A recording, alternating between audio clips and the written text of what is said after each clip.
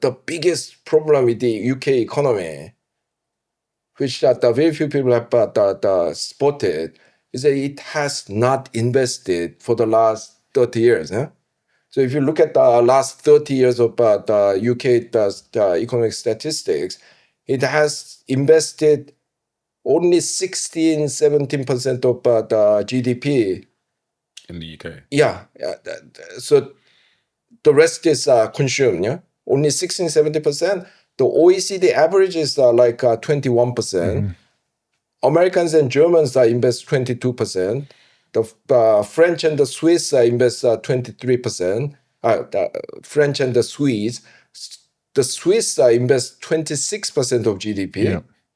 You know, not to speak of Korea investing 29%, China investing 39%. Yeah. So my question to British policymakers and businessmen is, how do you think you can get away with this? Yeah? You are investing in proportional terms only 2/3 of other comparable countries. Yeah? And you think that you can beat the others in the high-tech sectors. And yeah? So this country needs to create a mechanism to invest more. Yeah? But we have so many good economists in like Oxford and Cambridge. So why are these people not talking to the government and saying, look at what South Korea did, look at what this country is doing, why don't we invest? Why are you not investing? Yeah, well, unfortunately, many economists are not really interested in the real world.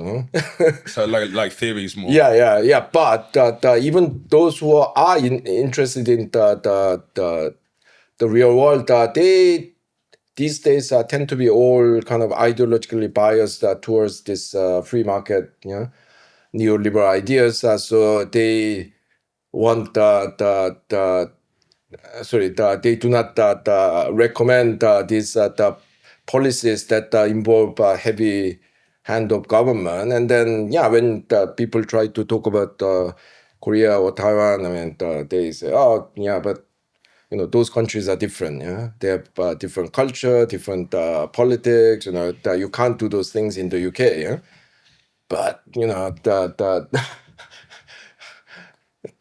I mean, there are ways to do these things in a democratic way, not against the grain of British culture. Yeah? So, for example, the one great strength of this country is that it has so many creative people, creative arts, but also, all these scientists and engineers which are at the top of the world's, the top of their game on a world scale. Yeah? But these people may have great ideas, but there are no investors who want to sink money in these potential projects for 5 years, 10 years, 15 years until they produce results. So all these ideas that are either not used or they are snapped up by American, Chinese, Korean companies. So can you think of a way to use those ideas through some kind of policy that encourages investment in those companies by the British investors? I'm not saying that you have to copy Korea or Germany, but there has to be a way. I mean, it's only because that you don't want to do it that you are not thinking about ways to do it. Yeah. And then, more broadly, I think of, you talk about investment. I go on about it all the time, but the state of the internet in this country, like for me, living up north, my internet is shocking. I have to drive to my local Tesco's car park to upload videos because I get a 5G signal there. And this house here that we're in is in London, and the internet's even slow here. And what does that do to productivity at a mass scale? Yeah, that's the result of this underinvestment.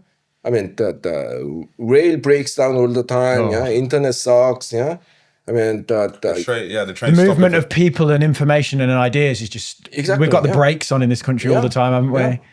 Yeah, and from the infrastructure to the actually production facilities, and the amenities for the general public,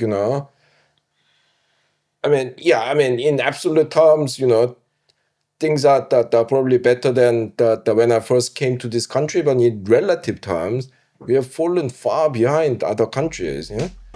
That was a clip from our full-length conversation with world-renowned economist Ha-Joon Chang. You can watch the full episode right here.